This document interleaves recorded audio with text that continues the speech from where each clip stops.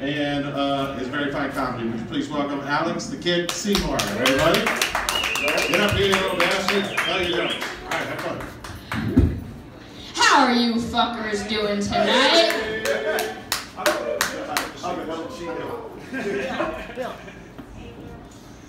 Yeah, me too. Yeah, so I got in trouble about a week ago, exactly a week ago, for talking about pissing, but you know something? I don't give a fuck. I think about pissing a lot, so you know something, we're gonna talk about it. It's gonna happen, okay?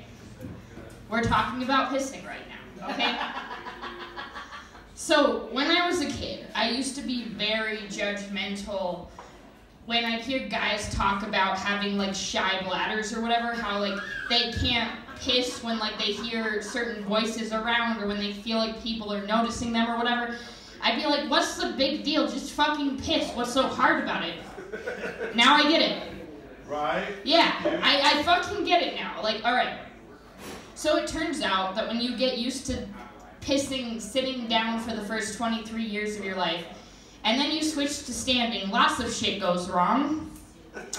Yeah, so yeah, shy bladder. Turns out I'm that guy. I have it. Nice. Alright, so, you know, I get very frustrated with my body. I get very angry with it, because like, here I am standing in front of the toilet, and my body just says to me, hey, asshole, sit the fuck down. Much like I'm sure a lot of you are thinking right now. So then I say to my body, no, you're the asshole. This is what we do now.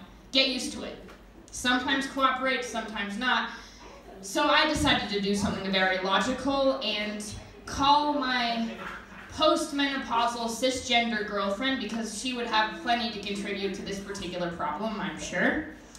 Here's what she told me. She said, maybe it would help if you pictured Donald Trump's face in the toilet bowl. No one fucking does it, alright? Alright, here's the thing. First of all, Donald Trump would enjoy that, so I don't want to be thinking about that while I'm pissing. Like, that's the last thing I want to be thinking about. And, like, that's not something you can do out of hate anyway. Like, we're not talking about shooting cans of cream corn at the rifle range here. Like, we're talking about pissing, you know? And, like, most shitty people that you would be inclined to, like, you know, think about are people that probably would enjoy it anyway. Like, we are pretty sure that Trump has a piss fetish. We know for a fact that Hitler had one. It's a theme. So yeah, it turns out the secret is listening to Irish pub music. That's what works for me. I don't know, something about it, it makes me feel like I'm drunk enough not to even give a fuck, even if I'm dead sober. So yeah, that's what I do. So I became convinced a little while ago that I had a brand new STI. Like, no one has ever had it before. Like, I am patient zero or whatever the next, like, fucking AIDS crisis type thing is gonna be. So, you know how that goes, like, you know, when you think you might be patient zero of, like, a major epidemic, you know, you gotta make a couple uncomfortable phone calls. So, you know, I dial up my phone, I'm like, hey, this is Alex the Kid. From the other night. Let's see, you force-fed me broccoli, asked me for my 5-year plan, and yelled out your kid's name while you were climaxing. None of this is ringing a bell? No, it wasn't Wednesday, not Thursday. For fuck's sakes, it was Friday. No, not 8 o'clock, 10 o'clock, Jesus. Okay, so listen, I'm calling for a reason. Has your piss lately been like this sort of like glow-in-the-dark greenish color? Like legitimately glows in the dark. And like sort of bubbly, but like not brand new soda bubbly, but like a couple of hours old soda bubbly. Has that been happening by chance? No? Yeah, no problem. I'll delete this number.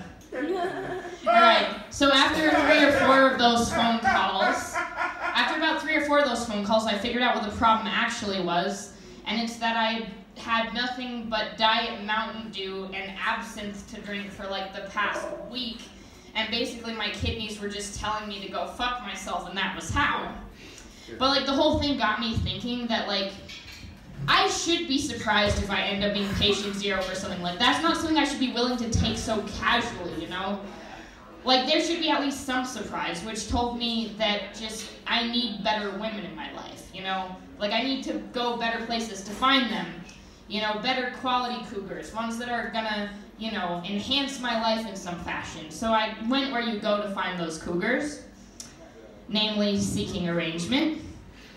And now here's the problem with the women I'm seeking arrangement in Denver. They like their cubs to not be smokers, and that's a fucking problem, right? Not because, like, I care about smoking that much, it's just the principle of the thing. It's like, it starts with that, and then it becomes, hey, Alex, maybe you shouldn't be living exclusively off of, like, bar fries. Maybe kale smoothie here and there? Okay. I can do that. The only reason I don't do that now is just because I can't fucking afford it. But if you're going to pay for my kale smoothie, I'll drink a kale smoothie every day. But then it becomes, hey, Alex, do you really need that many different sleep drugs to put yourself out every night? Yes, I fucking do. Alright? When I don't get enough sleep, I become psychotic. And, like, I mean that legitimately. Like, when I haven't had enough sleep, Donald Trump starts to make a lot of sense to me. Yeah, it wasn't Russian hackers that swayed the election, it was me. I just didn't get enough sleep that night, hacked into the voting machine, so yeah, my bad.